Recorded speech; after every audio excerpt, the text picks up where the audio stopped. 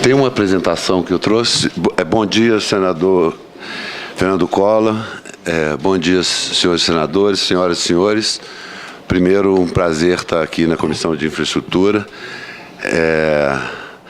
Eu trouxe uma apresentação, o tema que me foi dado a falar é sobre o trem de alta velocidade, que é um projeto que é conduzido hoje na licitação pela NTT, mas a EPL ela é a empresa encarregada de receber a tecnologia e ela é investidora no trem de alta velocidade. Pelo que me foi falar, tem 20 minutos, então eu vou fazer uma apresentação rápida com algumas informações principais. A primeira coisa, eu trouxe uns slides sobre trens de alta velocidade de uma forma geral, e o que a gente observa, e isso é uma coisa a ser ressaltada, é que o trem de alta velocidade é um transporte com muitos atributos positivos.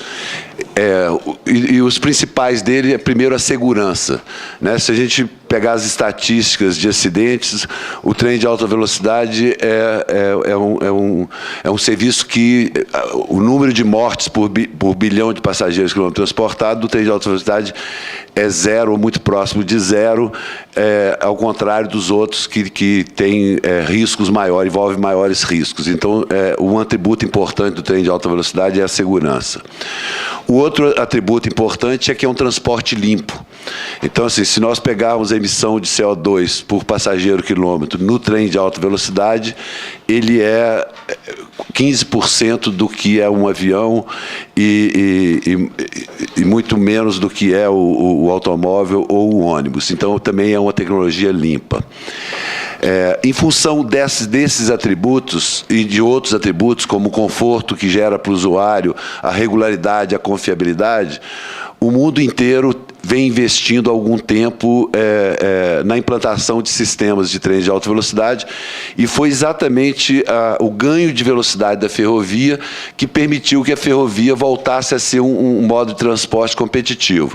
Então, nós temos hoje no mundo mais de 20 mil quilômetros de linhas de trens de alta velocidade em operação, nós temos 14 mil em construção e 16 mil em projetos.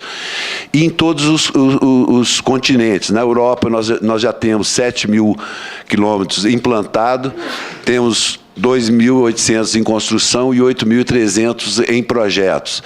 Na Ásia, muito em função da performance da China, que tem projetos de 22 mil quilômetros de trens de alta velocidade, e tem 9 mil, hoje a maior rede em operação é a da China, e o impressionante disso é que em 2008 a China não tinha trens de alta velocidade, exceto uma linha urbana em Xangai. Então a China, num curto espaço de tempo, construiu a maior rede de trens de alta velocidade do mundo e tem projeto de mais do que dobrar essa rede, muito em função do projeto de sustentabilidade da China de trocar o transporte por ônibus e por avião pelo transporte ferroviário, e o trem de alta velocidade é aquele que dá a melhor possibilidade de competição com o aéreo. O trem de alta velocidade ele é o meio que ele compete muito agressivamente com o transporte aéreo. A gente observa isso no mundo inteiro. Eu trouxe aqui dois exemplos, que é o TGV lá na França, na ligação Sudeste-Este, em que o aéreo, antes do TGV, tinha 31% do mercado, o ferroviário normal 40% e o carro e ônibus 29%. Com o trem de alta velocidade, o aéreo caiu para 7%, o ferroviário subiu para 72% e o rodoviário caiu para 21%. O mesmo fenômeno semelhante se observa na Espanha, no trecho Madrid-Sevilha. E isso na Coreia, o trem de alta velocidade acabou com a ponte aérea, a ligação de Tóquio a Osaka também acabou com a ponte aérea. Então, assim, o trem de alta velocidade ele é um substituto muito eficiente do transporte aéreo.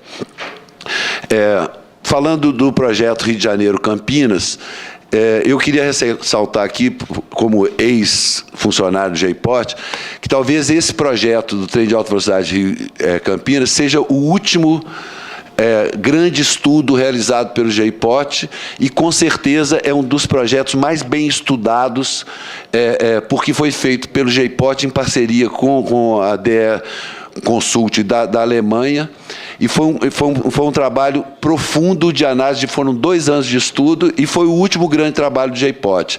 E é, com certeza, o projeto mais bem estudado que nós temos hoje no país. E esse estudo, concluído em 99, ele analisou essa região, analisou as condições econômicas, socioeconômicas da região, e ele concluiu que o trem de alta velocidade era a melhor solução para equacionar o transporte de alta velocidade nesse eixo. Em 2007, no lançamento do PAC, o governo federal, e isso foi imediatamente após a crise dos aeroportos de 2006, que nós tivemos uma crise no transporte aéreo, o governo inseriu o trem de alta velocidade no Programa de Aceleração do Crescimento, no PAC, e nós contratamos uma consultoria em parceria com o Banco Interamericano de Desenvolvimento, o BID, que selecionou a Halcru, que é uma empresa inglesa, com a Sinergia, que é uma empresa brasileira, que fizeram um estudo baseado naquele estudo do JPOT. E isso mostra a qualidade do estudo, isso foi 8 anos depois. O estudo do JPOT era a melhor referência e a melhor base para se fazer a atualização. Então, o estudo que eles desenvolveram foi fundamentalmente uma atualização desse estudo desenvolvido pelo JPOT lá em 1999. O projeto que nós estamos falando é um projeto que liga o Rio de Janeiro a São Paulo e Campinas. Ele passa no aeroporto do Galeão, Barra Mansa, São José dos Campos, Guarulhos, Campo de Marte, em São Paulo, Viracopos e Campinas. Até pelo impacto que veio da crise aérea, uma das razões de colocar o trem de alta velocidade como uma prioridade era a sua possibilidade de interligar os principais aeroportos. Naquela época, o Galeão e Guarulhos, e agora o Viracopos. Bom, senador. Bem. Que é um aeroporto que tem um potencial grande. Ao ter um sistema que não só fizesse o atendimento da ligação das 2 grandes metrópoles, mas também interligasse os aeroportos, ele permitiria uma otimização da malha aérea, usando os aeroportos, olhando do ponto de vista da eficiência do transporte aéreo, e a ligação entre esses aeroportos e desses aeroportos com os grandes centros urbanos permitiria uma otimização da utilização da infraestrutura aeroportuária. Essa região, que é a área de influência do TAV, ela representa 32% do PIB do Brasil, 72% do PIB dos estados do Rio e São Paulo e 57% do PIB da região Sudeste. Eu deixei de me referir anteriormente que o TAV tem um outro atributo importante, é que ele permite o reordenamento regional ao longo do eixo que ele se implanta. A gente observa, eu queria voltar aqui só um pouquinho, senador, assim, essas regiões de Volta Redonda, Resende, São José dos Campos, especialmente, elas passam a ter uma possibilidade de desenvolvimento, pelo fato de ter uma interligação forte com os grandes centros, de desenvolvimento mais acelerado e desconcentração urbana nos grandes centros do Rio de Janeiro e São Paulo. Voltando aqui, em termos de população, essa área ela representa 20% da população do Brasil inteiro, 66% da população do Rio e São Paulo e 47% da população de São Paulo. Então, é uma região... criar uma alternativa para a mobilidade das pessoas. Nessa região, você está atendendo a mobilidade das pessoas numa região que tem densidade econômica e populacional, que justifica você considerar que não tratar da mobilidade nesse eixo, você gera e compromete a sustentabilidade do desenvolvimento econômico do país. Bom, a projeção de demanda que se fez nessa atualização de 2008 até 2044 era que nós passaríamos de uma demanda de 7,8 milhões de passageiros, que era observado em 2008, só no eixo Rio-São Paulo, para uma demanda de 52 milhões de passageiros em 2044. o que se previa do TAV absorver, de uma forma que eu avalio conservadora, eram 27 milhões de passageiros, mas mesmo o TAV absorvendo 27 milhões de passageiros, o transporte aéreo ele teria que passar de 7 para 16 e o rodoviário passaria de 3 para 7 milhões. Então, assim, o que se prevê para esse eixo é um acréscimo em relação a 2014, de 41 milhões de passageiros movimentando só na ligação direta Rio-São Paulo. Se nós pegarmos e distribuirmos essa demanda da forma como ela é distribuída hoje, isso significaria um impacto no sistema rodoviário de 11 mil veículos dia, que hoje é atendido pela Dutra, que hoje já tem 23 mil veículos e está numa condição de tráfego absolutamente deficiente, já se encontra congestionada. Então, fazer o atendimento, absorver a parcela que hoje tem o rodoviário dessa demanda, significaria praticamente ter que construir uma nova Dutra e ter que fazer um novo aeroporto no Rio e um novo aeroporto de São Paulo, pelo menos, para atender esse volume de demanda projetado. Isso significaria um investimento da ordem de 30,5 bilhões, considerando aí no custo de fazer uma nova ferrovia equivalente à Dutra, pegando aí os parâmetros das últimas grandes construções, como Imigrantes, Rodoanel, Tamoios, São Paulo, o custo por quilômetro de rodovias nesse padrão, nós teríamos um investimento de 18,5 bilhões, e estimando um custo de construção de 2 aeroportos no Rio e São Paulo em 12 bilhões, nós teríamos o equivalente ao que é hoje o investimento na implantação do trem de alta velocidade. Com uma vantagem para o trem de alta velocidade, que para você, a partir daí, dobrar a capacidade do trem de alta velocidade, basta você dobrar a quantidade de trens circulando. Então, o investimento do trem de alta velocidade é um investimento sustentável no longo prazo. Ele amplia a capacidade com investimentos marginais, só na ampliação do número de trens que circulam. Então, assim, para você dobrar o atendimento dessa demanda nos próximos 40 anos, você teria que fazer novas rodovias, novos aeroportos, e no TAV você precisaria apenas de comprar mais trens. Então, assim, tirando a avaliação do mérito da sustentabilidade de se fazer mais rodovias e mais ferrovias, o TAV tem esse atributo, a ferrovia tem esse atributo de ser de alta capacidade com potencial de crescimento grande de demanda. A estimativa que a União Internacional de Operadores de Ferrovia faz é que uma linha de trem de alta velocidade como essa pode atender até 200 milhões de passageiros. O que a gente observou de 2008 para cá, em termos de utilização do transporte aéreo, é que o nível de projeção que a gente faz da demanda, ele é conservador em relação ao que a gente observa na realidade. Nesses 5 anos, a demanda de passageiro nesse eixo cresceu 68%. E um dado interessante é que a gente observa claramente que há um congestionamento da ponte aérea Santos Dumont-Congonhas e uma migração desses passageiros para outros atendimentos, como Guarulhos-Santos Dumont, que saiu de 37 mil passageiros para 466, e Galeão-Viracopos, que sai de 191 mil para 917. Então, a gente... E Viracopos, Santos Dumont... Galeão-Viracopos, Santos Dumont-Viracopos, que saiu de 5 para 757 mil.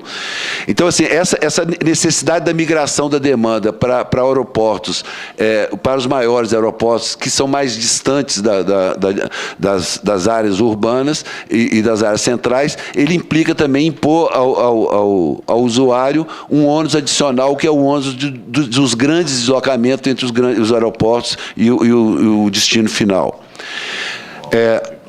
Além do serviço expresso, que é esse atendimento Rio-São Paulo, o TAV também se presta a fazer um atendimento substancial da demanda regional, da demanda de curta distância entre as cidades dessa região.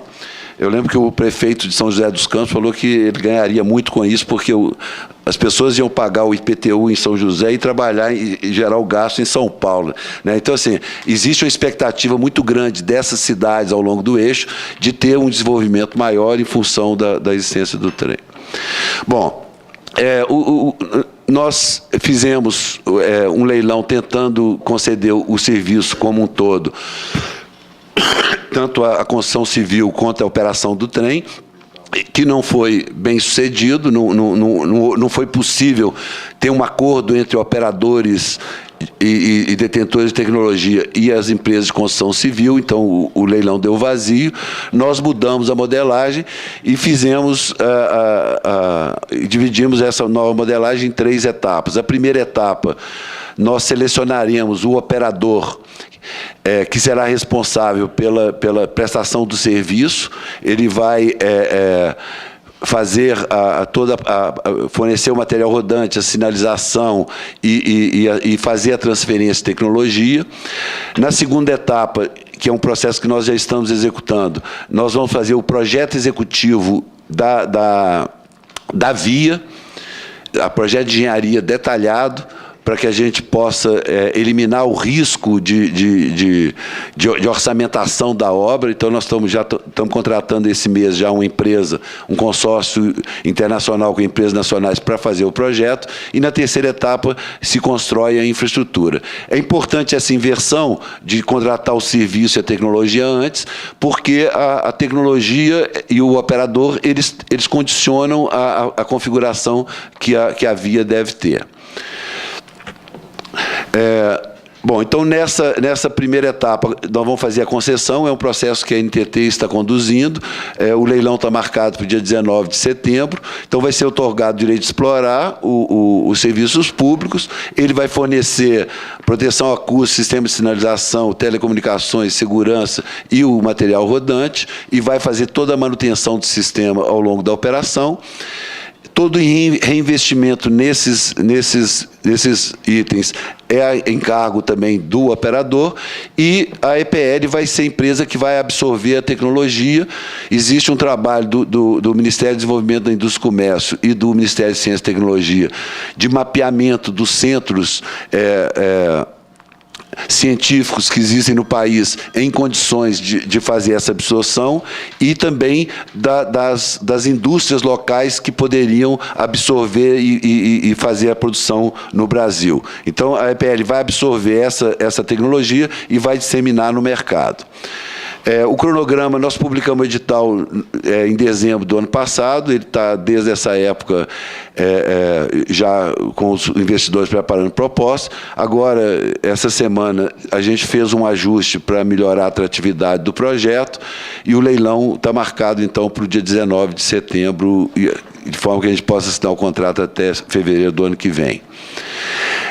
O investimento que está previsto na primeira etapa é 8 milhões e 400, quase 8 milhões e 395. Na segunda etapa, que é da infraestrutura, é de 27 bilhões e 50 milhões, um total de 35 bilhões 445 milhões. Esse investimento está todo orçado a preços de 2008. Então, é importante ressaltar isso. Todos os números financeiros que estão aí estão a preços dessa data. Nessa primeira etapa, o investimento de 8.395, considerando os benefícios fiscais do REID, ele cai para 7.672. Então, o governo fará uma renúncia fiscal de 723 milhões, o BNDES vai financiar 5 bilhões 370 desse investimento, e os investidores terão que colocar 2 bilhões e 300. De recursos públicos, a EPL ela vai ser sócia com 45% dessa SPE que vai operar o trem, então nós vamos aportar 45% desse capital, 1 bilhão, e o governo está fazendo a renúncia de 723 milhões.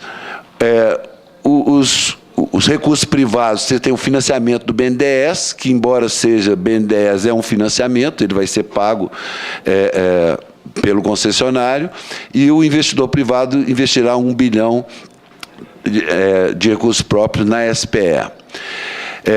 Na segunda fase, o custo de investimento, que hoje é o encargo público, nós estamos assumindo o compromisso de entregar a infraestrutura a esse operador, é 27 bilhões. Dessa forma, existe sempre uma suspeita sobre o valor desse orçamento, que ele pode ser maior.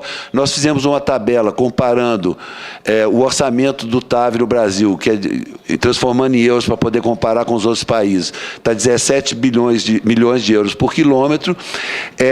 O custo médio, se você pegar todos os trens em construção, que a gente tinha os dados, e o custo desses investimentos, nós temos um custo médio de 16,8. Então, assim, a gente não tem um indicativo de que o orçamento que nós temos para o trem de alta velocidade é um orçamento defasado de uma realidade do que é a construção de trens de alta velocidade no mundo.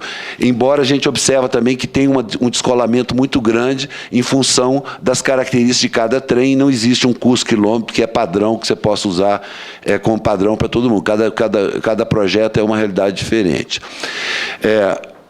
Resumindo, nós temos um investimento total de 35 bilhões de reais a preço de 2008, o poder público participaria com 28 bilhões e o privado com 6 bilhões.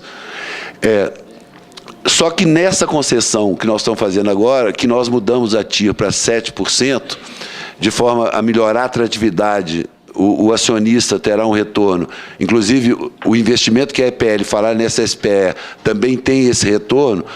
Nós estamos trabalhando com retorno para o acionista de em torno de quase 14%. Esse concessionário ele assume a obrigação de pagar uma espécie de pedágio por trem que circular na via. Então, esse pedágio pago ao longo da concessão, se eu descontar esses valores pagos anualmente a uma taxa de 6,32%, que era a tira antiga do projeto, ele gera para o poder público um valor presente líquido de 30 bilhões. Então, se nós pegarmos o valor que é a responsabilidade do poder público, que são os 28 bilhões, e o que o poder público arrecadaria com o arrendamento da infraestrutura, a gente tem a estimativa de que, no final das contas, o valor líquido colocado pelo poder público vai ser negativo. Quer dizer, o poder público não terá, na verdade, de que aportar recursos públicos, ele recuperará todo o investimento realizado no projeto. Se a gente considerar não o 6,32, que era a tira antiga do projeto, mas considerarmos 5,25, que é o custo que hoje o Tesouro capta recursos no mercado, esse valor presente do arrendamento seria da ordem de 38 bilhões. Nós não estamos considerando aqui a possibilidade que nós vamos explorar de fazer a exploração imobiliária das áreas do entorno das estações, que pode gerar um ganho estimado aí pelo BNDES entre 5 e 10 bilhões de reais também para o projeto. Então, era isso, senador Fernando Collor, que eu tinha a apresentar. A nossa expectativa e os números, os estudos que a gente tem, demonstram que o esforço público, ao contrário do que se anuncia volta e meia, do poder público, ele é praticamente zero, e é isso que nós vamos trabalhar. E nós temos margem de segurança para afirmar que, no final, o esforço público de recurso público aplicado no projeto será próximo de zero. Muito obrigado. Muito obrigado, doutor Bernardo.